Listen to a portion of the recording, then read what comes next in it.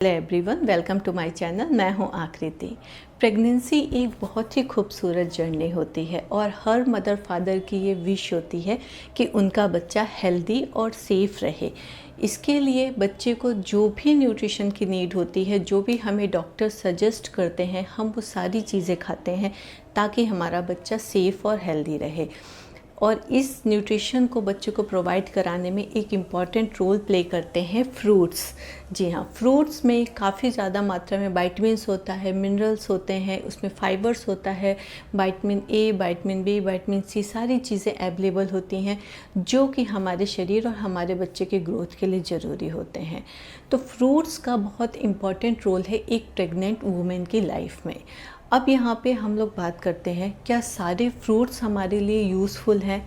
जी नहीं। कुछ ऐसे फ्रूट्स हैं जो प्रेगनेंसी में एक लेडीज़ को नहीं खाने चाहिए।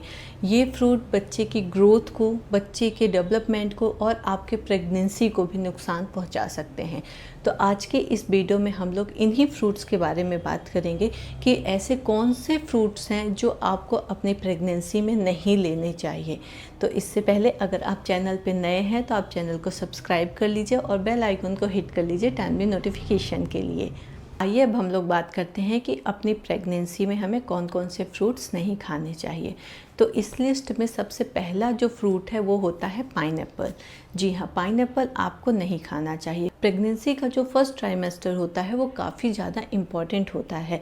तो इस टाइम पीरियड पे अगर आप पाइनएप्पल खाते हैं तो पाइनएप्पल में ऐसी चीज़ें होती हैं आपके यूट्रिन कंट्रैक्शन को इंक्रीज़ कर देते हैं, जिसकी वजह से मिसकैरेज होने के चांस रहते हैं।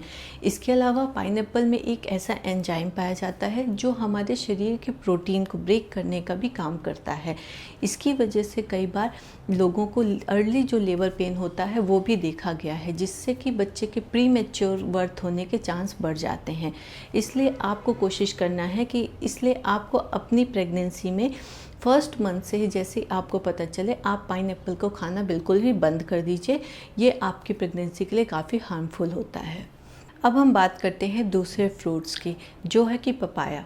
पपाया प्रेगनेंसी के लिए हार्मफुल होता है, ये काफ़ी लोग जानते हैं। हालांकि पपाया में बहुत ज़्यादा मात्रा में न्यूट्रिशंस पाए जाते हैं, उसमें विटामिन्स बहुत अच्छे होते हैं, लेकिन फिर भी प्रेगनेंसी में हमें पपाया को अवॉइड करना चाहिए। इसका कारण ये होता है कि पपाया जो होता है आपके जो बॉडी का टेम्परेचर है उसको बढ़ाने का भी काम करता है। एक तो पॉइंट ये है। दूसरा एक इम्पॉर्टेंट पॉइंट है कि इसमें बहुत ज़्यादा मात्रा में लेटेक्स पाया जाता है जो कि आपकी प्रेगनेंसी में मिसकैरेज के लिए रिस्पॉन्सिबल हो सकता है। पके हुए, इसलिए आप पका और कच्चा दोनों तरह के पपीते को टोटली अवॉइड करिए अपनी प्रेगनेंसी में। आफ्टर प्रेगनेंसी आपके लिए काफ़ी यूज़फुल फ्रूट हो सकता है, लेकिन प्रेगनेंसी के टाइम पे आपको इस फ्रूट को अवॉइड करना है।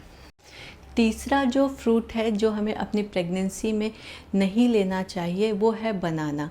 जी हाँ, बनाना सुन के ही काफ़ी लोगों को शॉक लगता है, क्योंकि बनाना में बहुत अच्छी चीज़ें पाई जाती हैं। फाइबर्स होता है, इसमें विटामिन्स होते हैं, इसमें माइक्रोन्यूट्रिएंट्स होते हैं। मोस्टली बनाना ऐसा फ्रूट होता है जिसको सबसे अच्छा माना गया है, लेकिन प्रेगनेंसी के टाइम पे कई लेडीज़ को इससे एलर्जी होती है। तो जिन लेडीज़ों को बनाना से एलर्जी है उनको बनाना टोटली अवॉइड करना चाहिए। दूसरे केस में जिन लेडीज़ों को डायबिटीज़ की प्रॉब्लम हो रखी है और बनाना में काफ़ी अच्छी मात्रा में शुगर पाया जाता है और जो प्री डायबिटिक भी हैं, तो वो उनको बनाने को टोटली अवॉइड करना चाहिए। लेकिन अगर आप इन दोनों लेकिन आपके साथ अगर ये दोनों केस नहीं है, आपको तो बनाना से एलर्जी है और ना ही आप डायबिटिक हैं, तो आप दिन भर में एक बनाना खा सकते हैं। इससे आपको कोई नुकसान नहीं होगा। इसके बाद जो चौथा फ्रूट है वो है वाटरमेलन। जी हाँ, वाटरमेलन को भी आपको अपनी प्रेगनेंसी में अवॉइड करना चाहिए। इसका पहला कारण तो ये है कि इसमें भी शुगर बहुत ज़्यादा मात्रा में पाई जाती है और प्रेगनेंसी में आपको डायबिटीज़ होने के चांस बहुत ज़्यादा रहते हैं। दूसरा एक जो कारण रिसर्च में हमें ये पता चला है कि इसमें वाटर का कंटेंट बहुत अच्छा रहता है। इस वजह से ये हमारी बॉडी के जो इम्पोर्टेंट न्यूट्रिशंस होते हैं उनको भी अपने साथ बाहर निकाल सकता है। तो इस टाइम पीरियड पे हमारे शरीर को न्यूट्रिशंस की बहुत ज़रूरत होती है, और अगर वो वाटरमेलन के जो एक्स्ट्रा वाटर है उसके अंदर उससे बाहर निकल रहे हैं तो ये हमारे लिए भी एक नुकसान की बात है। इसलिए आप अपनी प्रेगनेंसी के टाइम पे वाटरमेलन को लेना अवॉइड ही करिए। इसके बाद हम लोग बात करते हैं डेट्स की। जी हाँ, डेट्स में बहुत अच्छे विटामिन्स होते हैं, उसमें मिनरल्स होते हैं, फाइबर्स होता है, लेकिन प्रेगनेंसी के टाइम पे आपको डेट्स लेना अवॉइड करना चाहिए, स्पेशली 1 या 2 से ज़्यादा। इसका कारण ये है कि जो डेट्स होते हैं वो काफ़ी गर्म होते हैं और ये हमारे शरीर में गर्मी को बढ़ा सकते हैं, जो कि हमारी प्रेगनेंसी के लिए बिल्कुल भी अच्छा नहीं है। इसलिए आप अपनी प्रेगनेंसी के टाइम पे बहुत ज़्यादा डेट्स मत खाइए। अगर आपको खाना ही है तो आप 1 या 2 ज़्यादा डेट्स आप अपने प्रेगनेंसी के टाइम पे मत लीजिए, ये आपके शरीर को नुकसान भी पहुंचा सकते हैं। इसके बाद जो छठवां फ्रूट है वो है फ्रोज़न बेरीज़।